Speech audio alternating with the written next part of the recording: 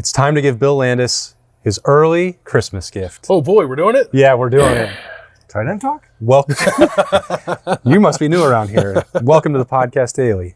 That is Bill Landis. He is practically beaming. I can feel it. I'm not even looking. That's Jeremy Birmingham, who's confused. He doesn't understand that position preview day for spring camp about the offensive line is Landis time. We're doing the whole line. Should we just leave? Do you want to do tackle one episode, guard another episode, and center a third episode? Let's put them all together. One cohesive unit. Okay.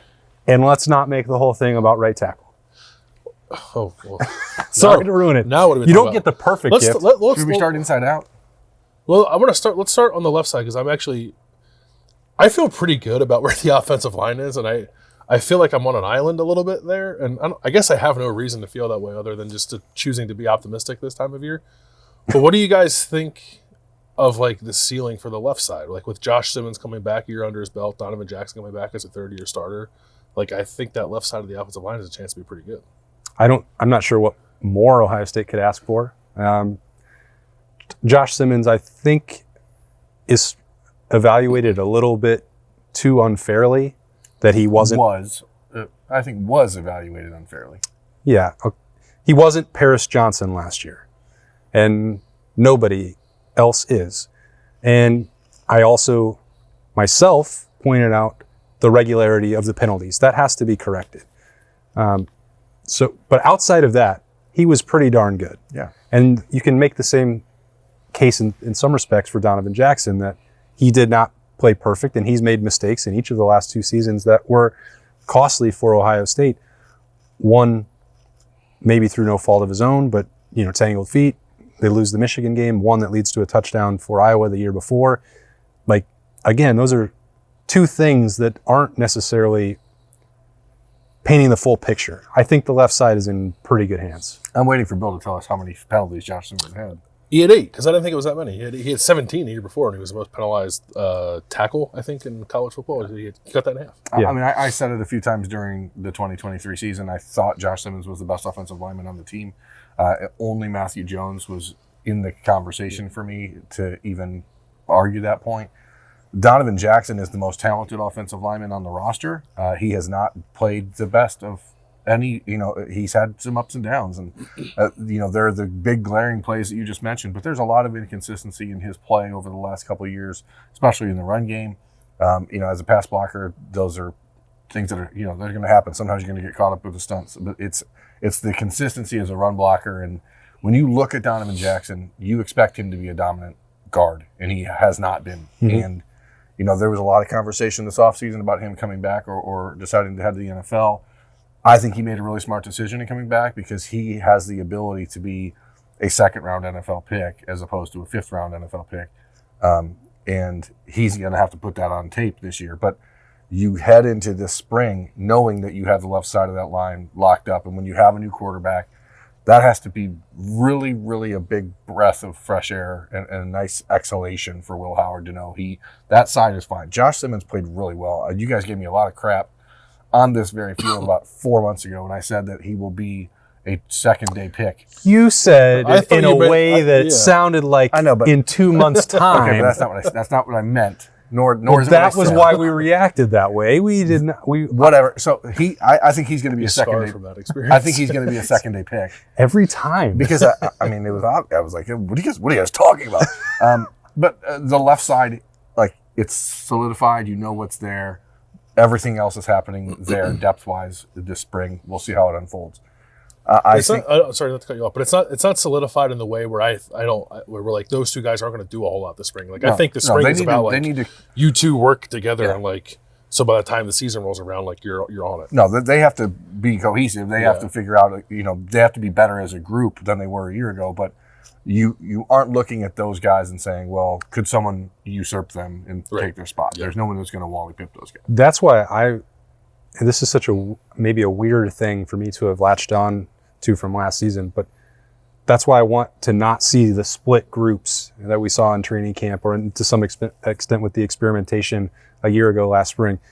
Josh Simmons and Donovan Jackson need to play next to each other. Seth McLaughlin needs to play next to Donovan Jackson. Whatever they decide to do, whether that's Josh Fryer, whatever the alignment is going to be that we get to on the right side, like put out a complete unit and let them practice together. I know what they were trying to do, get reps, give different evaluations and look at the quarterbacks and all the other things that they wanted to accomplish with that. I don't think it was to the benefit of the offensive line. So, in a week and a half when they get back out here, let's see some clear-cut 1s and 2s. And if you need to swap out a person or two at times to get a different look or swap a position, like whatever you have to do that. But I don't, here's a half and half. I don't think that's to the best interest of Ohio State, but I'm also not a coach, so. I hated it.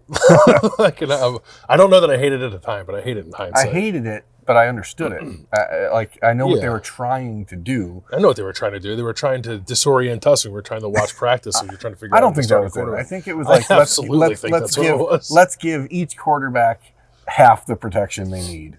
I think in order to let's make them both look bad. And it made everyone look bad. I mean, it was a bad decision. Okay, I agree, but I'm just saying I understood why they did the thought process. It was incorrect, and unfortunately, I think when you are part of an offensive line that's getting worked every day in practice, sometimes that seeps into your head a little bit, and you go, maybe we stink.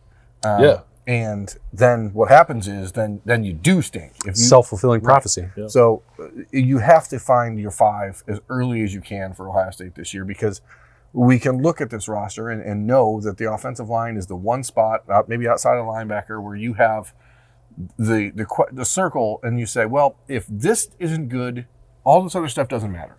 And that's always true with the offensive line, but it's especially true when you have everything else coming back that this team has. So Seth McLaughlin did not transfer to Ohio State not to start, right?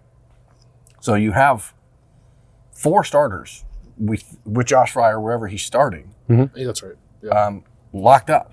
So the question is, what's best alignment for that 5th guy? Who, and then how do you figure out who that 5th guy is? I think that's right. Yeah, I think they know 4 names and 3 of the positions, which is a heck of a lot better than they were this time last year, I think. And maybe I'm sure there are some people who maybe think it shouldn't be 4. Maybe they don't even think it should be any. Based on how the season played out last year. Did you not like the offensive line play in the Cotton Bowl? Were you not a fan of that? I thought it was what's the word? Poopy is the word I would use. I was also going to use that word. Yeah, but that's the only one that came to mind. That was a bad day for everyone involved. I'm gonna toss that aside and choose to focus on what I think there was some good from the line over the course of the season. I think, especially the left side, maybe not so much the right side of the line. But I do think that's kind of the position that Ohio State's in, is like you gotta figure out where Josh Fryer plays on the right side, and then the corresponding hole there who fills that. And I don't know. I think it could be Luke Montgomery and Tegra Shabola, regardless of where Josh Fryer ends up. Right? I don't know if that's necessarily true of like a George Fitzpatrick or a Zen Mahalski. I think both those guys are definitely tackles, but there's a lot of options there, and I would hope that I'm with you guys on the split field stuff, but I'm not opposed to like rotation.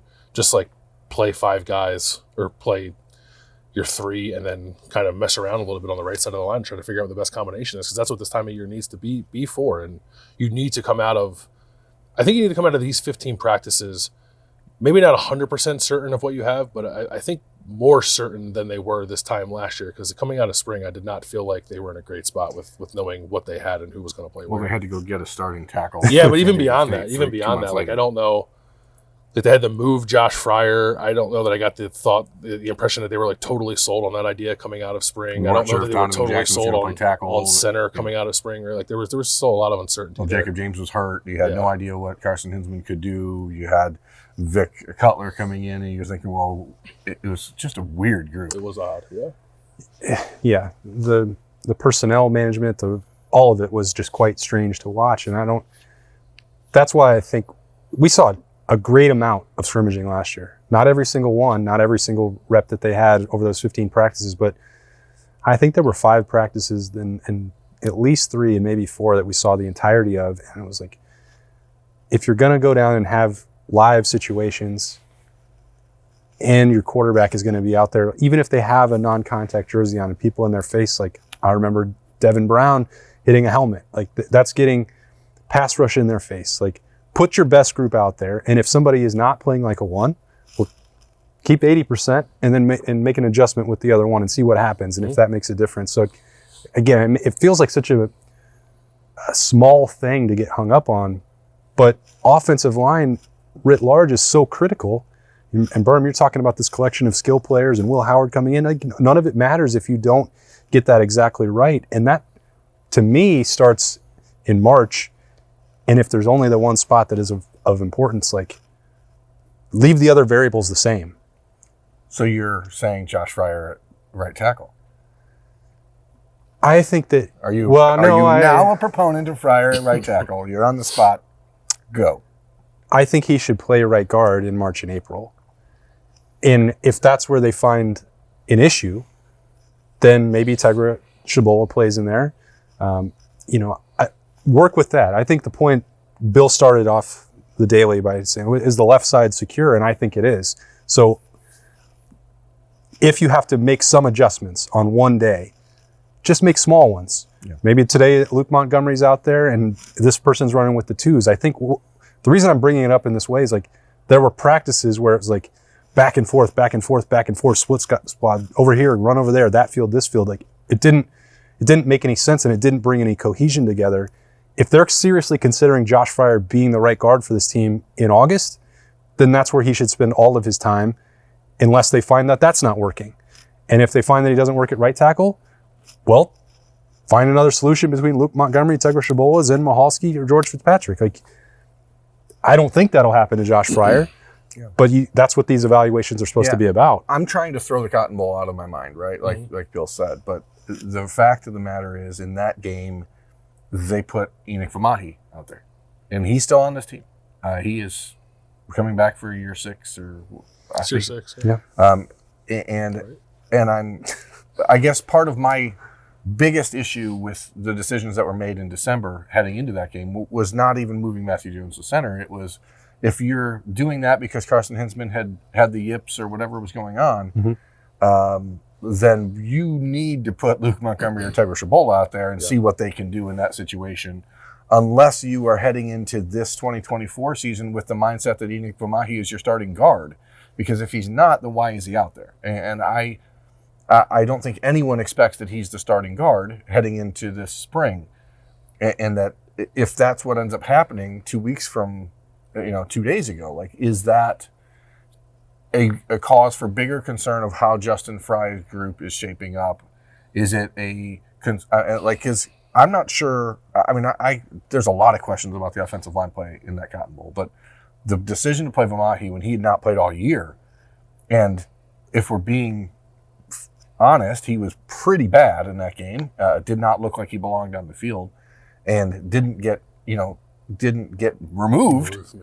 Then it's hard to be like, oh, they must know that they have this figured out with Luke Montgomery or Tegra Shabola, because why would you not have just put them out there? And it couldn't have been worse. Like, I don't believe it could have been worse. So I think they felt so. Do you not want to damage the psyche of a younger player? Yeah. Well, I also think they felt so rattled by what was going on at quarterback that, like, any consideration outside of that was like, well, let's put the most veteran offensive line possible out there, and maybe that will help Devin Brown and Lincoln Keenholz. Like, I'm trying to think, because I've blocked a lot of that game out of my mind. I think many people have, but, like, there has to have been other factors, like, and quarterback is maybe the most obvious one. Yeah, I think the question is, if you head into this spring and you say center, left guard, left tackle are set, and we'll just figure out the hodgepodge on the right side, you have a lot of answers that are, like, maybe good answers, because you can play Josh Fryer or Tegra Shabola or Luke Montgomery at right guard or right tackle.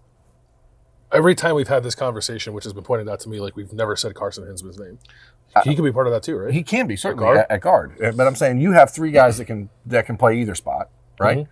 And then you have Carson Hinsman, you have Enoch Vamahi, you have Austin Sareveld, who the offensive line coaches are very high on, who can also play right guard. And so then you have 4 freshmen who are coming in, and there's an expectation, I think, for Ian Moore to push for the 2 deep this year if he can get through spring healthy. And so there's a lot of opportunity there, but how do you determine, like, what the best fit is? And it feels to me like it really puts Justin Fry in the spotlight And I think there's a lot of people in the fan base who have already sort of had him in the crosshairs a little bit, like, hey, this hasn't been as good as we thought it would be.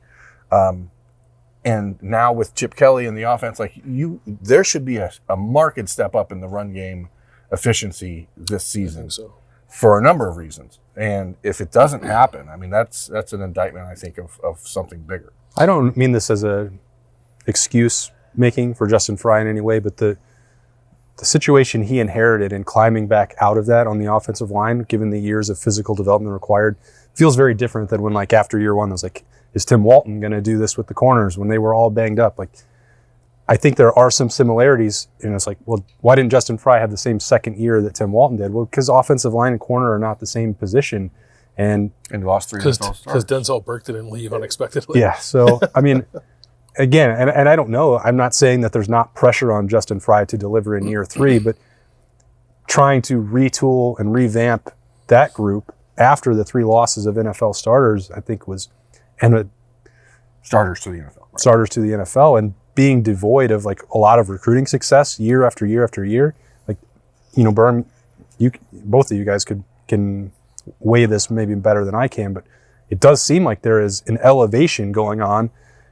You look at the recruiting rankings by themselves. And the floor is much higher. That seems like the progress is being made there in a way that was not happening with Greg Studrawa. But Justin Fry is still having to finish off the development of some guys that he did not recruit necessarily. Yeah, I think that he's probably – I think scrutiny is fair. I think this is a big year for him. I think maybe it's been a little overstated how big of a year it is for him. But I don't know that he did an A-plus job or even an A job last year, even given what he had on hand, right? He was dealt a difficult situation by Luke Lipler deciding to leave early and DeJuan Jones leaving early. We all knew Paris Johnson was going to leave, but I don't know that they were expecting to have to replace 3 starters coming off of last year, and they did, and they weren't really equipped to do that. Like, Carson Hinsman had not played at all, and then all of a sudden he's a starting center. That's a difficult situation, but you know, if you wanted to see Carson Hinsman be more ready, if you wanted to see more development from Donovan Jackson, if you wanted to see Josh Fryer like not kind of, you know, taper off at the end of the year, like I think that reflects on Justin Fry as well. So I think he needs to do a better job. I don't know that he's coaching for his job this year, but I think that there is a certainly another step or two where he needs to get to for this line to do it. I think he's coaching for his career. Like, where are you going as a coach? Like, and he will be, he's a good offensive line coach. He'll have a job for the next 20 years if he wants it at that spot. But is that where you want to be? There was a lot of conversation when he got here about him being the next guy at Indiana. Mm-hmm. Didn't really even get a sniff of that because, you know, maybe they just wanted a guy who'd been a head coach before, and I can understand that. But like, there's a element of where, you know, I'm trying to try to say this as fair as I can. Like Tony Alford, for example, is a guy that's been here a long time. There's an understanding that he wants to be a head coach, that he wants to take that step in his career. And like, it doesn't happen for everyone. So you have to show that you're exceptional at something to get that opportunity. And I think that coming here from UCLA, where he was the co-offensive coordinator, the run game coordinator, like it's part of that elevation of the career arc that you're thinking, okay, now I'm going to do this and this. If you come into this season and it's another ho-hum, not really showing people that you have the ability to elevate this group, I think it's damaging to his long-term aspirations. But I mean, he'll have a job forever because he's a good offensive line coach. But yeah, I think that's probably right. Just quickly on the right side, because when we talked about the right side, we've talked a lot about Luke and a lot about Luke Montgomery and Tegra Shabola, and mentioned like Carson Hinsman. Do you think George Fitzpatrick has a legitimate shot there, or do you think he's still a year away from? Because I get the sense that they still like the trajectory that he's on. He's still here. Yeah, I mean, but this is his 3rd year as well, right? Yeah, but I mean, I think the bigger question is whether or not Zen Michalski has going into his 4th year. Going into his 4th year, has Zen taken the steps to be a starter here? I mean, he was the starter here last spring. He was opposite of Josh Fryer. So like that has been quite a dip. And is he ready to take that step? There's still only 5 spots on the line that they're going to play. I don't know that George Chip's a little weird. You never know. Whatever George Fitzpatrick has done, I mean, there's still guys that should be ostensibly ahead of him, but is Luke Montgomery, it might be too good to keep off the field. Yeah. Is George Fitzpatrick a depth piece for the rest of his life? That's okay. Like it's not depth. You need that, and not everyone is a future NFL player. But from what I've heard from talking to people around here, they really like what he's done. They like who he is. They like the way he works. I haven't seen his body change the way that I think we would have expected for being in the program for 3 years. And I think if are starting to see that with Zen Michalski, like he's starting to look like an elite college offensive lineman, which he didn't look like last year. Those are two guys that showed up here like 260 pounds. Yeah, I mean, right? Zen was a 235-pound tight end heading into his senior year of high school, so he was not really thought of as an offensive line player to begin with, and so then he gained 60 pounds and got the offer late, and so you knew that was going to be a developmental track. With George Fitzpatrick, he was a lacrosse player. Like he's an athletic kid, but sometimes that metabolism doesn't slow down like you want it to. Sometimes it does. It will eventually. It will eventually, but maybe for a guy who's that sort of athlete, it doesn't happen at the, how much can you eat? Like before you start to just feel like you're gonna die. I guess I don't know. But I mean, he again, I see a noticeable difference in Michalski finally physically from what he was. And I still haven't seen that out of Fitzpatrick. So Jim Lachey was in here on National Signing Day and did the coaches show with Ryan Day. And then I talked to him shortly after that. And he didn't mean this to like say, hey, you're forgetting about Zen Michalski. But the way he talked about Zen's physical development and that he was putting him squarely in that conversation along, and maybe it's just a coincidence, the names that he listed, but Zen came first when he brought it up, and then he was talking about Luke Montgomery Integra Shabola trying to take the next step, and it was like, I think to me, the first reminder, it's like, well, just because it didn't work last year, he had a lot of opportunities, and clearly Ohio State thinks that he has the potential to play a lot and play at right tackle for Ohio State, or he wouldn't still be here. He's in that same boat that what you're talking about. Like, they want him here. He's had opportunities to play with the ones. That was not just in March, where I think it was 2 or 3 weeks into March. He came down with a knee injury and wasn't able to finish that off the whole way through camp. We saw him with the split squad stuff. We thought after the first practice of training camp, Zen Michalski's going to be the starting right tackle. None of that transpired. He didn't get in as like the Bison package or any of those other things, and then he just sort of falls out of mind. That's the one that kind of like snapped back in. Like, that's year 4. That's about how long it takes some of these guys before you're ready to play that position. I don't mean that as a prediction, a crystal ball, anything, but I think he's certainly somebody that I was not talking about enough, and one of the more fascinating pieces of this competitive situation. Paris Johnson is rare. I think people sometimes, because Ohio State recruits at such a high level and there's all the stars attached, you think that every player is on the same development track. 4 years to get ready to play at Ohio State, that's pretty standard for an offensive lineman. 4th and 5th year is how it used to be. Like, we've gotten into this mindset where if you're not out of here in 3 years, you're a terrible player. Like, that's not true, especially at the offensive line. And so Luke Montgomery, I think, upside-wise, is much more athletically gifted than Zen Michalski, but he's still only in his 2nd year here. Zen Michalski should be ahead of him. If he's not, that's a problem. Sure. So, I think that we have a tendency to talk about the higher rated recruits because that's what moves the dial. But Michalski's been here 2 more years than Montgomery. Like, he should be entering this spring with an eye on that starting right tackle spot if Fryer's moving inside. Oh, I agree. And that just, for me, that kind of further reinforces my belief that the answer is in this building. And I know people are skeptical of that, and I think it's healthy to be, and kind of maybe thought that last year, and it turned out the answer that wasn't the case. But I think because like Zen's in his 4th year, Luke has the pedigree, like Tegra's going into his 3rd year. Carson Hinsman, I think, is still a good player. Just maybe was miscast as a center or just put into that role too early last year. Like, I think that there's a handful of compelling options, I think, for Ohio State to figure out the right side of that offensive line, including the guy who started every game at right tackle last year. That seems helpful. Which is weird. Yeah. You're just like, well, they need a right tackle so bad. What happened to last year's starting right tackle? Yeah. Oh, he's still here. He's still here. So did he get hurt? No, he played every game last year. Oh, Did he start every game? Yeah, he started every game at right tackle last year. Just some of those guys on the podcast daily think he needs to play guard. He needs to play guard instead.